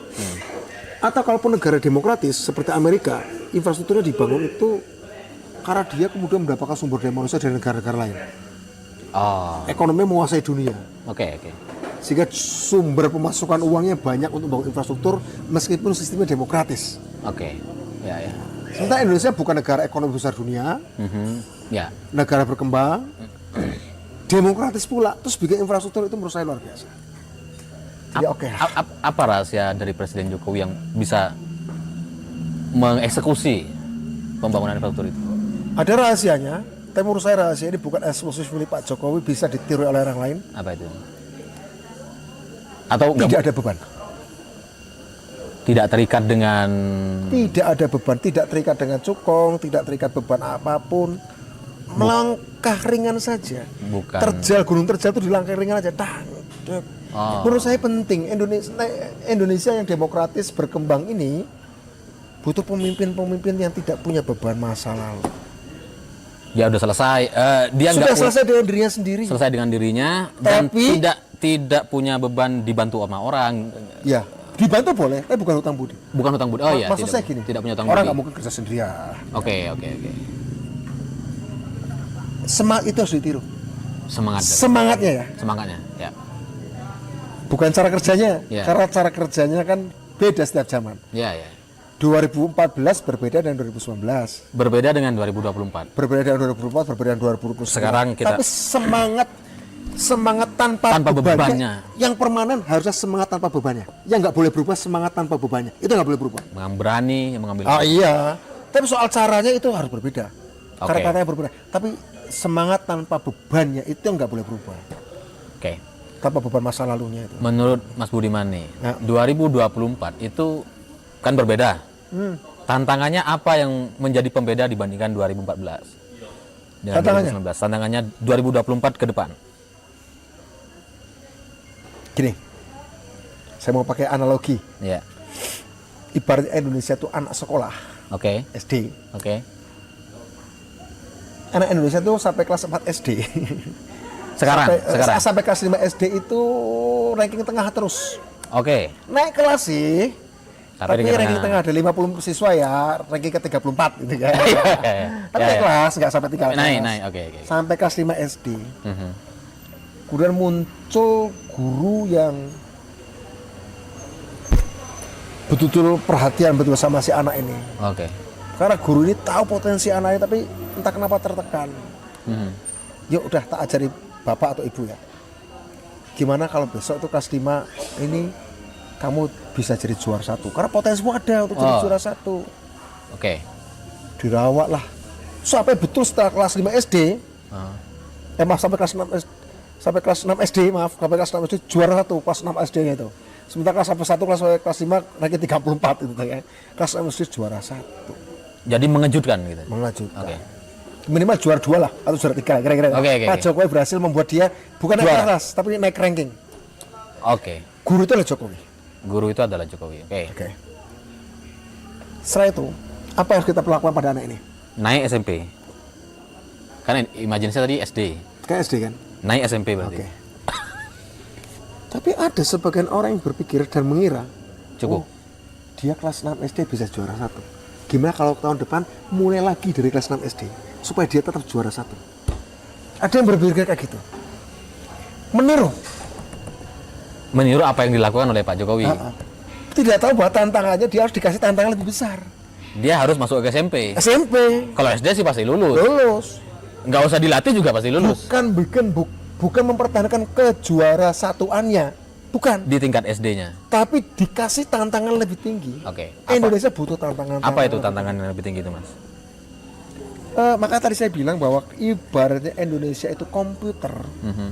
Pak Jokowi fokus bikin hardware-nya, perangkat kerasnya, touch-nya, monitornya, Oke. CPU-nya segala macam ya, Oke. kotaknya segala Oke. macam ya, Infrastruktur lah infrastruktur itu. fisik. Oke. Itu Pak Jokowi fokus itu karena sebelumnya nih mesin Nggak- ketik, mesin ketik dicek, mesin ketik dikasih gula, mesin ketik dikasih kembang, tapi tetap mesin ketik itu. Iya. Paling banter mesin ketik elektrik. Iya. Nah Pak Jokowi bikin komputer. Oke, Hardware. hardware. Dan Sehingga- itu bukan tugas yang ringan. Bikin hardware itu. Monitornya, layar diperbagus, berbagai visualisasinya. Oke? Ya. Udah jadi nih. Terus apa lagi? Ya harus diteruskan. Harus dilanjutkan. Infrastruktur hardware-nya harus diperbaiki. Perbaiki. Diperbaiki lagi, lebih apalah modifikasi Di-update, bentuknya. ya. Tetapi yang tidak kalah penting dan itu harus jadi prioritas adalah software-nya. Yang- Perangkat lunaknya, kecerdasan dan otaknya si komputer itu. Sehingga tantangan 2024 adalah ibarat Indonesia komputer, softwarenya Indonesia dibuat. Jalan tolnya diteruskan, IKN-nya diteruskan, pelabuhan udara dan pelabuhan lautnya diteruskan, jembatan diteruskan. Tapi setelah jalan tol terbentuk, industri kanan kirinya Harus jalan dibangun. tol bagaimana? Oh. Siapa yang dapat manfaat dan pemilik shareholders dan pemangku kepentingan dari industri di kanan kiri jalan tol bagaimana? Perkebunan di kanan kiri jalan tol bagaimana? Ini yang harus berdampak pada rakyat Indonesia. Ya. Karena itu sumber daya manusia Indonesia yang hidup di kanan kiri jalan tol, di sekitar bandara udara dibangun Pak Jokowi, di sekitar pelabuhan laut dibangun Pak Jokowi, di masyarakat yang di sekitar IKN yang dibangun Pak Jokowi, ini manusianya. Karena kalau sekedar nambah Pak Jokowi bikin 1000 km jalan tol, kemudian dilanjutkan 10.000 km jalan tol, dia nambah kilometer jalan tolnya, tapi dia tidak menambah nilai baru, tidak menambah perspektif baru bangsa yang semakin dewasa. Kita nggak naik kelas, kita hanya SD. menjadi juara satu di kelas yang sama terus menerus. Bisa sih juara satu terus, tapi ya di kelas yang sama terus menerus. Oh, ya. Berarti ke depan. Jadi kalau Pak Jokowi kemarin gulung tangan, Sekarang, simbolnya lompat. Harus lompat. Harus ada Galah. ada lompatan Lompat galah. sehingga membuat Indonesia dalam imajinasi saya gitu ya bisa minimal seperti Rusia gitu yang kuat dan mandiri secara ekonomi dan Sumber politik. daya alamnya kita punya. Ya. Gini loh, di negara-negara selama ini negara-negara dunia itu dikuasai mereka yang negara-negaranya sumber daya alamnya rendah, tapi sumber daya manusia tinggi. Korea Selatan, Jepang, Singapura, Eropa. Oke. Kalau Amerika memang sumber daya alamnya tinggi, sumber daya manusia tinggi. Sehingga dia jadi adidaya. Adidaya. Oke. Dia adidaya karena berhasil menggabungkan SDA dengan SDM. Oke. Eropa maju, Jepang maju, Korea Selatan maju, Karena SDM. Singapura maju banget, tapi tidak jadi adidaya karena SDM tok. Tidak ada SDM. SDA. Oke. Rusia jadi maju superpower karena SDM-nya iya, Ya. SDA-nya iya. Indonesia kenapa belum maju? Karena cuma SDM, cuma SDA. tapi SDM-nya belum maju. Tapi kalau SDM sudah maju, tambah SDM-nya maju, itu kenikmatannya hanya bisa dimiliki oleh Amerika, Cina dan Rusia. Indonesia bisa.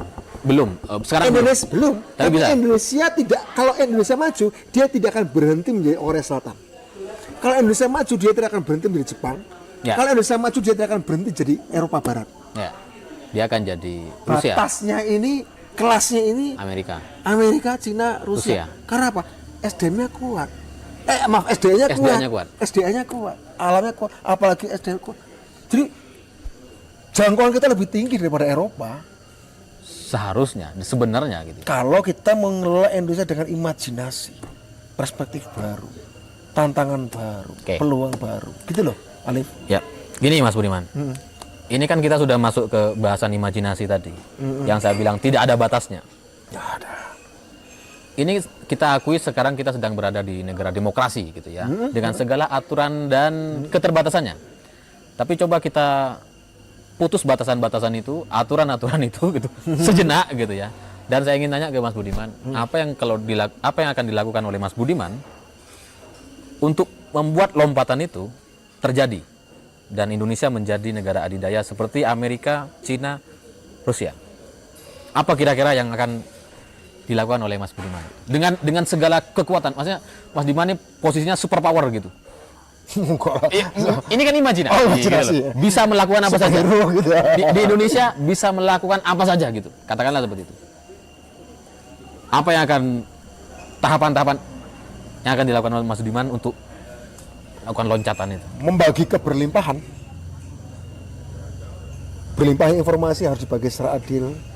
Berlimpahnya rezeki harus dibagi secara adil. Karena di era sekarang ini berlimpah semuanya, informasi berlimpah. Teknologi bisa membuat segala sesuatu itu menjadi berlimpah, berproduksi lebih banyak. Tugas ideologisnya adalah membagi itu. Sehingga Indonesia ke depan ini adalah negara yang harus bisa menteknologikan sila kelima. Keadilan Sosial bagi seluruh rakyat Indonesia. Semua yang kalimat di dalam pembukaan UUD 45 itu kita teknologikan. Menjelaskan kehidupan bangsa dengan teknologi. Teknologi pendidikan, teknologi informasi, memajukan kesejahteraan umum dengan teknologi blockchain, cryptocurrency mungkin ya, apapun, universal basic income, jaminan pendapatan semesta, bisa. Dan itu sudah dimungkinkan secara teknologi, ya, Bitcoin. Jadi Indonesia ke depan ini harus lebih bersifat sosial. Tapi bukan berarti Kementerian Sosial harus seperti ini. Kementerian Sosial harus dirombak menjadi Kementerian Pembangunan Sosial atau Kementerian Pemberdayaan Sosial. Kementerian Pemberdayaan Sosial. Pemberdayaan Sosial. Ministry of Social Empowerment harusnya Kementerian Sosial. Apa bedanya dengan yang sekarang? Ya kalau Kementerian Sosial hanya sekedar banyak tugasnya fokus pada karitatif, bagi-bagi uang, BLT. Sekarang Banyak fokusnya sekarang. Kalau Kementerian Pemberdayaan Sosial, ya itu fokusnya nanti pada soal kapasitas building, meningkatkan kapasitas manusia Indonesia, kota, desa, gunung, laut, pantai, hutan, kota, kampung. Pemberdayaan untuk menguasai teknologi lebih ini. Bukan soal bagi-bagi. Bagi uang, bukan. Nanti uang yang ada, biarkan itu urusan presiden aja lah. BLT langsung di bawah kepala negara aja deh. Di bawah presiden? Langsung presiden aja. Ada lembaga khusus gitu ya? Ya, lembaga kepresidenan itu. Lembaga kepresidenan yang itu. Sekarang ini dimanfaatkan untuk? Itu sebagian tugas Kementerian Sosial pegang oleh presiden. Kementerian Sosial menjadi Kementerian Pemberdayaan Sosial. Sehingga presiden punya kendali luar biasa kepada bantuan pada kesejahteraan masyarakat. Adanya presiden yang baik, adanya presiden yang baik itu dampaknya langsung kerasa ke masyarakat. Tidak harus lewat menterinya. Oh iya. Menterinya memberdayakan secara kalau presiden menterinya nanti secara indirect, secara tidak langsung pemberdayaan. Jadi gini, ya. Kementerian Pemberdayaan Sosial ngasih kail, presiden ngasih ikan. Ya. Yang sekarang terjadi. Kalau sekarang Kementerian Sosial ngasih ikan. Ya. Kailnya nggak dikasih-kasih. Iya. Kailnya kurang mengemuka. Iya. Jadi ya, presiden ngasih ikan, Kementerian Pemberdayaan Sosial ngasih kail. Kalau sekarang ikannya di Kementerian Sosial. Itu contoh. Jadi kita harus berinovasi dalam bernegara, berteknologi, bermasyarakat. Sehingga mungkin gini Mas, kalau ini sedikit melenceng dari undang-undang dana desa gitu ya. Bantuan sosial itu kan kadang-kadang nggak relevan dengan apa yang terjadi di lapangan gitu Mas. Kadang orang yang sebenarnya sudah kaya, dia udah nggak miskin nih, tapi datanya masih miskin gitu loh. Itu kalau 1 jam lagi ngomongin itu. Oke, maaf. Dikit. Agak data. Sehingga data itu penting. Oke. Sehingga desa 74.961 desa, saya bilang itu harus berdata. Desa berdata, oke. Makanya menurut saya agar Indonesia ini bisa menteknologikan pembukaan UUD 45, bisa menteknologikan pelaksanaan UUD 45 khususnya sila kelima, ya Indonesia harus setiap individu, setiap komunitas harus berdana. Setiap individu dan setiap komunitas harus berdata. Oke. Dan setiap individu dan setiap komunitas harus berdaya. Oke. Jadi berdana, berdata, berdaya. Oke. Berdana ada dengan program tadi pemberdayaan sosial oleh Kementerian Pemberdayaan Sosial dan BLT langsung di bawah kepresidenan. Langsung di bawah presiden. Itu berdana. Maaf, saya koreksi. Untuk berdana itu di bawah presiden. Oke. Untuk berdata di bawah Kementerian Kominfo dan Artificial Intelligence. Oke. Kementerian Kominfo dan Artificial Intelligence kalau bisa. Di Kementerian Kominfo dan Kecerdasan Buatan itu berdata. Ya. Berdaya Kementerian Pemberdayaan Sosial. Menarik. Berdana di bawah Presiden. Berdata Kementerian Komunikasi, Informasi, dan Kecerdasan Buatan. Berdaya Kementerian Pemberdayaan Sosial. Berdana, berdata, berdaya. Menarik. Sama berdaya mungkin Kementerian Desa juga. Oh, Ya. dengan kolaborasi. Jadi berdaya itu Kementerian Pemberdayaan Berdana itu Presiden, berdata Kementerian Kominfo dan Kecerdasan Buatan, berdaya itu Kementerian Pemberdayaan Sosial dan Kementerian Desa. 2024 kalau itu terjadi, ini sebagian saja gitu Mas ya, pemikiran sampean kan 1 jam lagi penjelasannya kalau Oh, dicari bisa 12 jam. Ya, ini kalau itu bisa dilaksanakan dengan berdana, berdata, berdaya itu, kalau itu bisa dilaksanakan oleh presiden selanjutnya, dengan pemerintah selanjutnya, oleh negara ini dan dieksekusi sebaik yang dilakukan oleh Presiden Jokowi, Sejujur dan setulus, sejujur dan setulus, tanpa beban. dan cepat melakukan tindakan, maka ada potensi atau kemungkinan Indonesia akan menjadi negara adidaya sama seperti Amerika, Rusia, dan Cina. Setidaknya ada daya ekonomi dan teknologi. Setidaknya adidaya ekonomi dan teknologi. Saya pikir itu. Terima kasih sudah menonton. Ya cukup Mas, atau ada sampai Apa lagi? Kan dia bilang kalau misalnya sampai selesai 12 jam loh, yang bosan orang. Ya, bosan kan? Ya, saya pikir Ya, itu semoga Cukup nanti ya. kapan-kapan kalau teman-teman punya pertanyaan bisa tanyakan di kolom komentar. Mana tahu Mas Budiman nanti main ke Batu lagi, saya samperin. Deket lah dari sini. Atau ke Sumeneb atau kemana, atau ke Pamekasan atau ke Iya. Malang atau ke Boleh. Ke sini tuh deket lah. Ya kalau Jawa Timur saya masih bisa nyamperin lah. Ya. Udah. Oke. Terima kasih Mas Budiman. Semoga Matur, menjadi ini lagi daerah ini saya lagi kembangkan nih. Lagi ngobrol-ngobrol tadi dengan PDI Perjuangan di sini.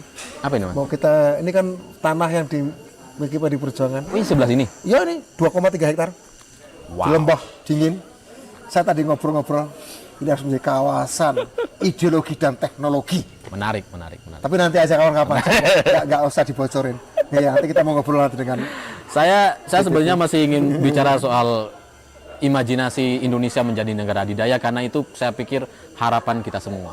Harapan banyak orang Indonesia. adidaya itu bukan berarti kemudian ngatur-ngatur negara orang, Oh, enggak kayak intervensi negara enggak kayak orang. Amerika, enggak kayak Kita Amerika. pengen Pancasila itu diterima. Loh, kita bisa loh. Yuk contoh Indonesia yuk dengan Pancasila gitu loh. Ya, kalau Itu yang obsesi saya. Ya.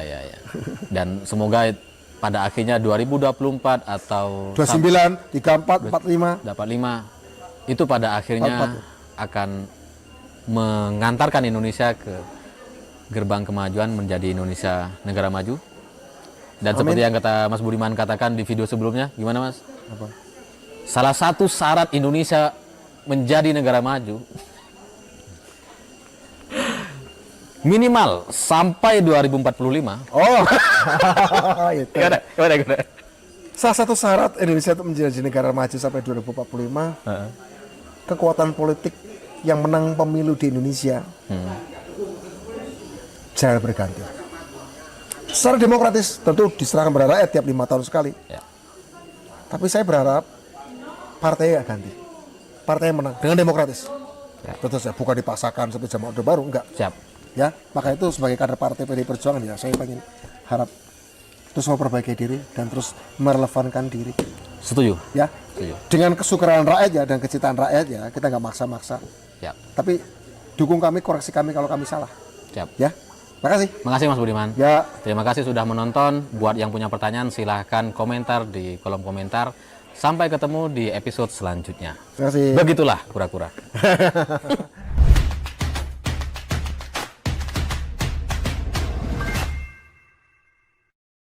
Satu kali, 4 peristiwa saya ingat. Saya baru masuk PDI Perjuangan. Satu saat saya ikut baru masuk tapi diminta untuk menjadi pengajar dan training orang-orang PDI Perjuangan di Bali. Ya. Tapi waktu itu dibuka oleh Ibu Mega. Saya menjadi salah satu pengajarnya. Padahal saya belum ikut pelatihan, tapi saya langsung disuruh bicara soal gerakan lah sejarah demokrasi. Ada pembukaan pernyataan Bu Mega dalam waktu pembukaan. Padahal saya di tengah-tengah tuh.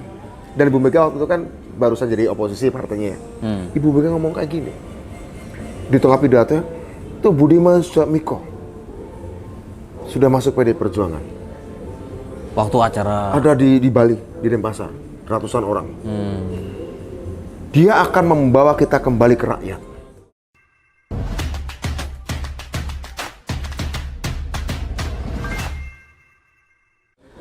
setelah ditangkap gitu Mas Budiman, itu kan kayaknya sempat komunikasi lagi dengan Bu Mega atau enggak? Bukan ditangkap, saat kami dalam pelarian. Saat dalam pelarian. Sebelum ditangkap. Sebelum ditangkap, oke. Antara 27 Juli sampai 11 Agustus kan kita nyebar nih, lari, ada yang lari ke desa, ada yang lari ke mana-mana. Karena kita dikejar semua di jaringan kami di seluruh Indonesia, dan satu saat kita dengan lewat kurir kami, Kurir surat. Yeah. Nah, saya menitipkan surat. Kan Bu Mega kan direpresi. Orang-orang PDI yang pro Mega direpresi, ditangkepin sehingga nggak ada kegiatan. Ya.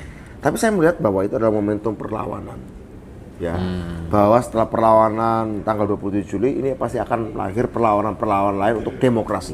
Yang berpuncak pergerakan mahasiswa tahun 98 jatuh Orde Baru. Nah, antara 96-98 ini saya ada banyak perlawanan itu. Nah, saat kami sedang lari itu saya sempat menitipkan surat Kepada Bu Mega. pada Bu Mega untuk saya titipkan lewat Pak Sabam Sirait almarhum. Bukan Pak Sabam ya, saya bilang, Bung, tolong titipkan ini lewat Pak Sabam Sirait, tolong sampaikan ke Bu Mega. Inti suratnya sebenarnya adalah menyemangati Bu Mega, kira-kira Orde Baru pasti tidak akan berani menyentuh Bu Mega. Kalau kami pasti akan tertangkap. Ya. Kami pasti dikejar-kejar, nggak mungkin muncul. Cepat atau lambat kami akan tertangkap. Ya. Nah, sementara Ibu Mega dengan kekuatannya masih ada di luar, masih memungkinkan untuk melanjutkan perlawanan ini supaya tidak berhenti.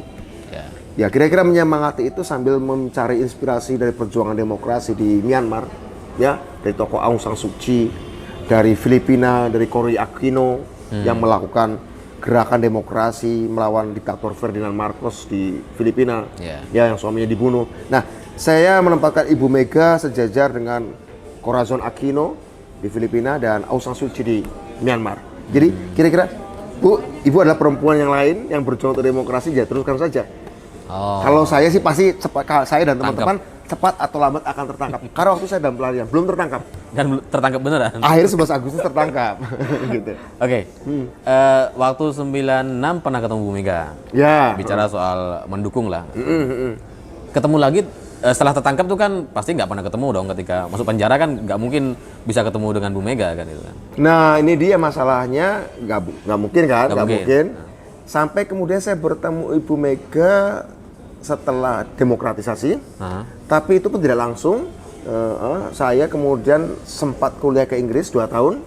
Oh iya. Sempat kuliah ke Inggris. Iya. Saya kemudian nggak lagi di PRD, 2001 saya nggak di PRD, saya kemudian nggak berpartai. Saya sempat kuliah di Inggris 2 tahun. Bu Mega waktu itu jadi presiden. Saya waktu Bu Mega jadi presiden, saya malah di Inggris. Jadi selama Ibu Mega menjadi presiden, saya malah di Inggris. Ya, pulang pemilu 2004. Oke. Bu Mega kan, saya langsung pulang langsung dukung Bu Mega dan saya masuk PDI. PDI Perjuangan. Waktu itu ya. Ya, tapi kan kemudian kalah waktu itu ya. Pilpres dan Pileg PDI kalah. Tapi pada waktu itu saya merasa bahwa saya harus masuk sebuah partai yang secara historis dan emosional tadi sudah ada saya jelaskan. Dan kemudian saya justru bergabung dengan partai yang baru kalah pemilu. Karena apa? Karena saya anggap penting untuk menjaga demokrasi, untuk kekuatan-kekuatan tidak harus bergabung semua ke pemerintahan SBY, tetap harus ada di luar. Dan Bu Mega juga sudah bersepakat, sudah bertekad bahwa PDI Perjuangan akan ada di luar sistem. Bukan di luar sistem, maaf, di luar pemerintahan, tetapi di dalam sistem demokrasi. Dan saya pikir PDI Perjuangan memang saat itu kalah pemilu, tapi dia itu liganya tetap liga atas, elit, liga elit. Saya itu kalah dalam pertandingan itu kalah, dalam pertandingan final itu kalah. Ya, tapi seperti Real Madrid, mungkin dia pernah kalah dalam beberapa pertandingan, tapi kan orang tetap menganggap Real Madrid menjadi salah satu klub bola yang keren tuh ya.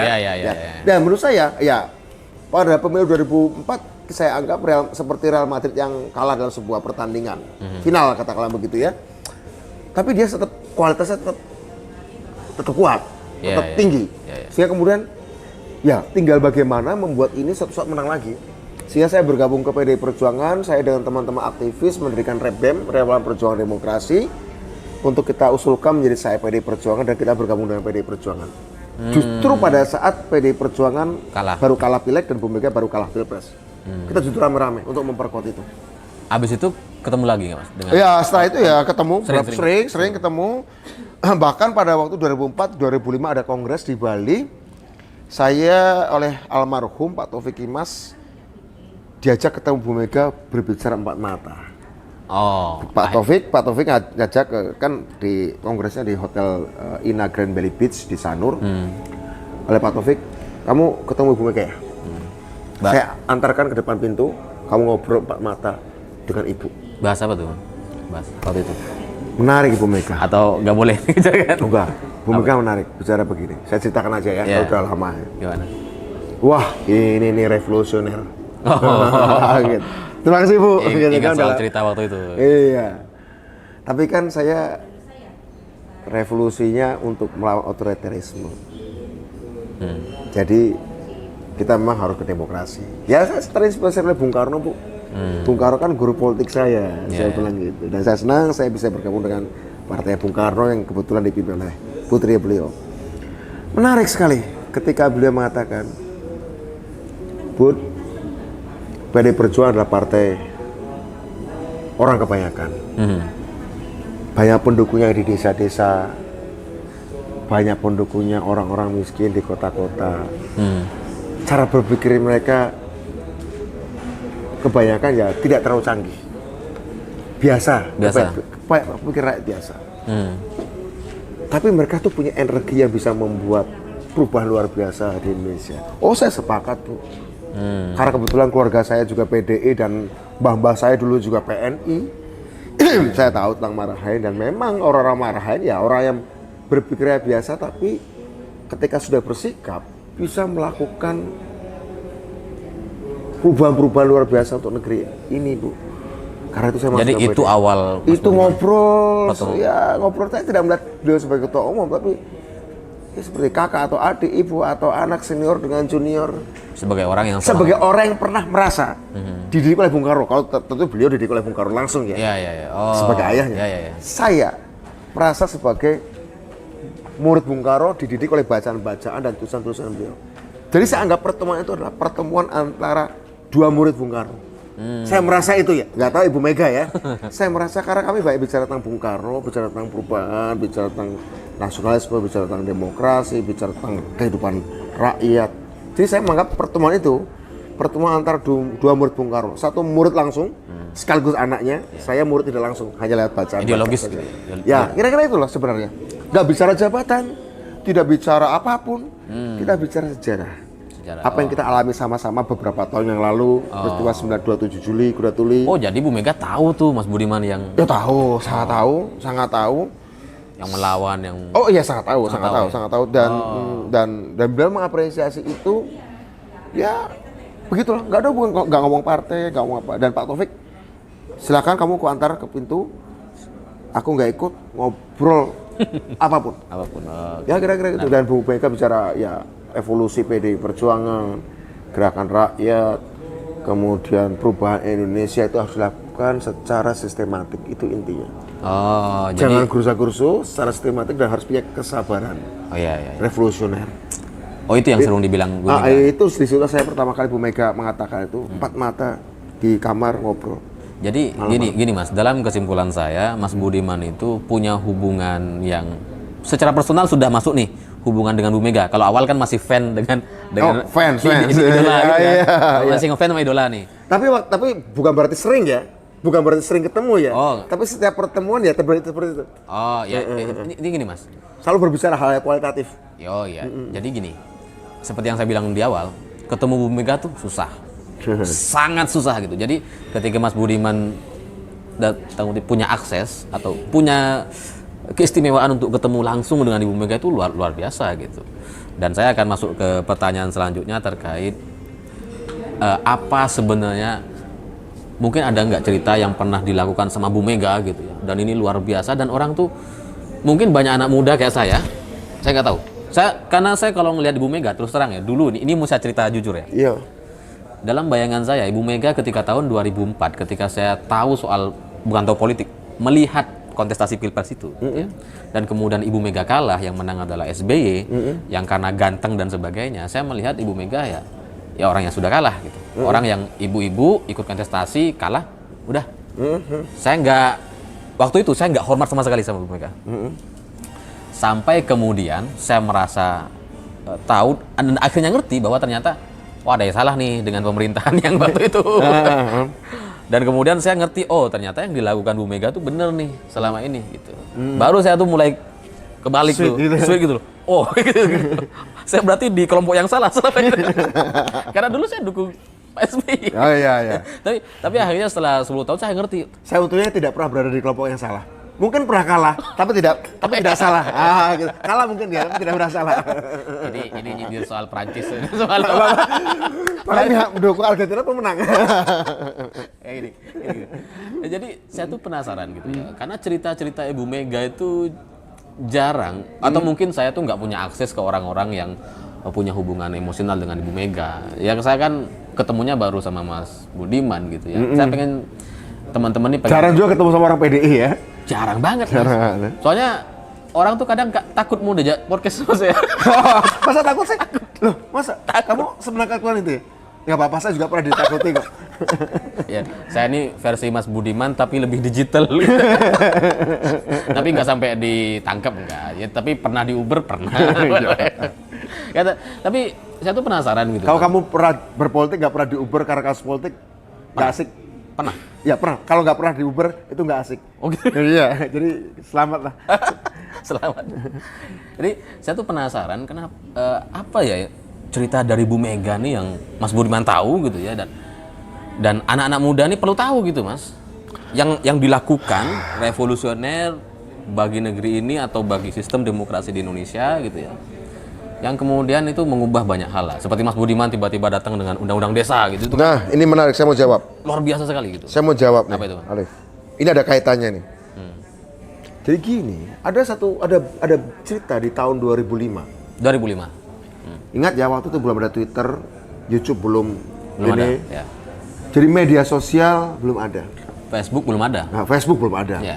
Friendster ada tapi kemudian setelah itu kan hilang. Iya, Ya. ada friends. Nah, ada beberapa peristiwa dari Bu Mega yang itu sudah disaksikan oleh puluhan, ratusan, dan ribuan orang.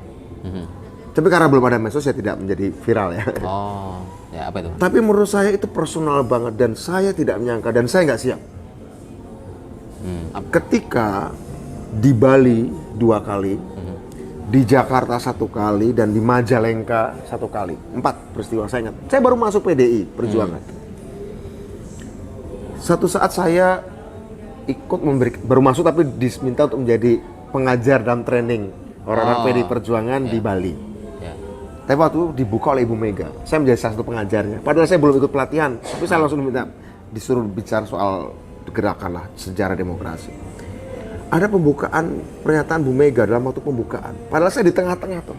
Dan Ibu Mega waktu itu kan barusan jadi oposisi partainya. Ibu Mega ngomong kayak gini. Di tengah pidato, tuh Budiman Sujatmiko sudah masuk PDI Perjuangan. Waktu acara Ada di Bali, di Denpasar, ratusan orang. Dia akan membawa kita kembali ke rakyat. tahun berapa tuh, Mas? 2005. 2005. Barusan jadi oposisi PDI. Dia akan membawa kita kembali ke rakyat, menyatu kembali dengan rakyat. Gitu. Kemudian kedua di Bali juga, bukan di Denpasar tapi di daerah Kintamani. Juga ada pelatihan PDI Perjuangan Bali, NTB, NTT kali ini. Pun Bu Mega ngomong hal yang sama dalam pembukaannya. Budiman sudah gabung sama kita. Kemudian ketiga di kantor DPP PDI Perjuangan di Lenteng Agung Jakarta. Waktu itu kami baru saja menyelesaikan kaderisasi tingkat nasional. Di situ saya baru menjadi murid. Nah, baru menjadi murid, terus ditutup oleh Bu Mega. Bu Mega bilang gini, saya kan baru kelar ikut pelatihan nih kaderisasi. Saya di tengah-tengah, nggak di depan. Bu Mega ngomong, tuh Budiman sudah lulus kader partai, sekolah partai. Dia setelah ini akan bukan cuma jadi guru, tapi maha guru. Udah 3 kali tuh. Ya. Saya baru masuk partai. Terakhir di Majalengka. Pada waktu ada peresmian kantor DPC PDI Perjuangan Majalengka di depan ribuan orang. Saya di tengah-tengah massa, di depan ribuan orang tengah-tengah massa. Jadi invisible lah, nggak kelihatan lah ya. Harusnya nggak kelihatan dong. Di tengah-tengah massa ada ribuan, aku mau nyari Alif di mana gitu kan. Susah juga. Tapi Ibu Mega di panggung, pidato kan. Dia ada menyatakan sesuatu yang menurut saya bikin saya nervous. Tapi kemudian membuat saya berpikir. Karena yang bicara ini kan seorang ketua partai besar yang meskipun beroposisi ya. Bilang, itu Budiman sudah masuk PDI Perjuangan. Kita akan optimis. Kita akan kita melahirkan pemimpin-pemimpin.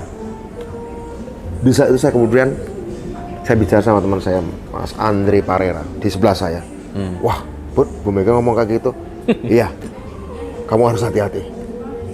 Ya saya tahu, saya harus hati-hati. Ini Bu Mega nggak tahu apakah spontan atau apa, tapi menurut saya ini udah keempat kalinya Bung Andre saya bilang gitu. Saya harus bicara. Karena saya yang 3 tadi tidak pernah saya menyambut merespon Bu Mega, nggak apa, saya diemin aja. Sampai yang terakhir yang keempat ini saya kemudian setelah acara saya ngomong ke Mas Pram. Waktu itu saya jadi masih Mas Pramono. Oke. Mas, ini saya mengalami peristiwa kayak gini, tolong sampaikan ke Ibu, jangan sebut nama saya lagi. Alasannya? Di depan umum. Alasannya? Too much bagi saya. Oh. Bagi saya 4 kali. Anak baru. Anak baru. Ini kan sama, saya baru pindah sekolah. Pindah ke sebuah universitas. Sekolah lah ya. Sekolah bermutu lah ya. Anak baru dari kampung. Belum juga ngapa-ngapain. Tiba-tiba si ketua yayasan pemilik sekolah itu sudah bicara seperti itu, atau katakan kepala sekolahnya bicara seperti itu. Itu kan nggak asik. Sampai kemudian akhirnya saya menanggapi di Kompas. Kemudian dimuat di rubrik nama dan peristiwa di harian Kompas. Saya bilang gini, saya memang sesuatu barangkali selama ini. Saya dianggap sebagai salah satu aktivis pro demokrasi yang ikut mendorong demokratisasi. Tapi sekarang saya masuk partai besar, PDI Perjuangan. Saya harus mengenalkan diri saya. Mulai dari awal. Saya harus mengenalkan diri saya. Bukan seorang aktivis ya, yang bukan. terkenal. Saya harus mengenalkan diri saya. Karena bagaimana juga institusi partai lebih besar dari diri saya. Saya katakan itu dan dimuat di rubrik nama dan peristiwa di Kompas. Dimuat dan kemudian gak lama kemudian saya akan main ketemu Pak Taufik Kemas, ada Bu Mega. Tiba-tiba Pak Taufik bangun dari tempat duduk beberapa hari setelah pernyataan saya dimuat di Kompas. Kamu ngomong mengenalkan diri, Bud? Iya, Pak. Dia peluk saya. Almarhum Pak Taufik. Ya, dia mengapresiasi. Nah, berarti kok berani kamu ngomong kayak gitu? Ya, bagi saya sederhana, Pak. Institusi partai lebih besar, lebih langgeng, lebih lama dari hidup saya, dan kita butuh partai yang kuat untuk membangun demokrasi di Indonesia, menjaga ideologi. Saya kan bisa mati anytime, apapun. Jadi partai enggak? Ya, partai enggak, ya. Jadi menurut saya ketika saya masuk partai sebesar PDI Perjuangan dan memberi saya tempat yang bagus, saya berapresiasi. Dan karena saya belum bisa berbuat apa-apa, ketika saya belum bisa berbuat apa-apa, wong saya baru masuk, ya yang saya bisa lakukan adalah saya mengenalkan diri saya. Tapi di lain pihak waktu saya berpikir, ketika Ibu Mega berbicara di Bali, Mbak Budiman sudah masuk PDI Perjuangan, dia akan membawa kita kembali ke rakyat. Yang pertama itu ya, di Denpasar. Itu dijelaskan sama Bu Mega, kenapa alasannya itu, kenapa beliau mengatakan? Enggak, cuma ngomong gitu aja. Di tengah setelah itu nggak ada penjelasan apa. Budiman udah masuk Perjuangan dan dia akan membawa kita kembali rakyat. Saya berpikir, apa ya? Bagaimana cara menerjemahkan kalimat ini supaya kalimat ini bukan sekedar omong kosongnya seorang ketua umum partai. Yang saya sebagai kadernya kan harus bertanggung jawab menerjemahkan terhadap pernyataan itu. Kan Bu Mega nggak mungkin bikin koperasi di mana-mana. Bu Mega nggak mungkin mengadvokasi tanah di mana-mana. Bu Mega nggak mungkin ikut demo buruh di mana-mana. Dia ketua umum partai. Nah, saya sebagai kadernya berpikir gimana menerjemahkan kalimat bahwa Budiman sudah akan membawa PDI Perjuangan ke rakyat. Di situlah saya berpikir sampai kemudian saya melakukan dengan teman saya keliling Indonesia, bikin program, sekali lagi karena belum ada medsos, jadi nggak mungkin viral pada waktu itu 2005, 2006, 2007, saya bikin program namanya Jelajah Nusantara, keliling Indonesia, ke kabupaten-kabupaten, ke kota-kota, ketemu orang PDI, ketemu kelompok petani, ke Lampung, ke Riau, ke Bali, ke NTB. Gara-gara itu ya? Gara-gara itu pernyataan Bu Mega ya? Bu Mega ngomong kaki kiri, saya harus buktikan. Saya kembali ke rakyat. Nah, sampai akhirnya ketika tahun 2008 saya diminta lewat Pak Sekjen Mas Pram untuk nyalek DPR RI dari PD Perjuangan, saya kemudian berpikir, oke, saatnya saya harus menerjemahkan. Selain jalan-jalan, kan jalan-jalan ya, jalan-jalannya ketemu rakyat gitu ya. Tapi apa? Kan membawa kembali ke rakyat bukan sekedar saya jalan-jalan ke visi ke rakyat, tapi setelah jalan-jalan visi ke rakyat, ada sesuatu yang memang saya bawa untuk saya perjuangkan. Ketika 2008, jadi 3 tahun setelah pernyataan Bu Mega tadi, 4 kali itu, 3 tahun, tahun depannya saya terjemahkan, saya keliling Indonesia ke desa-desa. Di tahun 2008, saya memutuskan, karena saya dikasih kesempatan oleh partai untuk jalan, saya harus bawa suatu gagasan, satu produk untuk mempertanggungjawabkan dan menerjemahkan kalimat Bu Mega yang saya dengar tahun 2005 itu.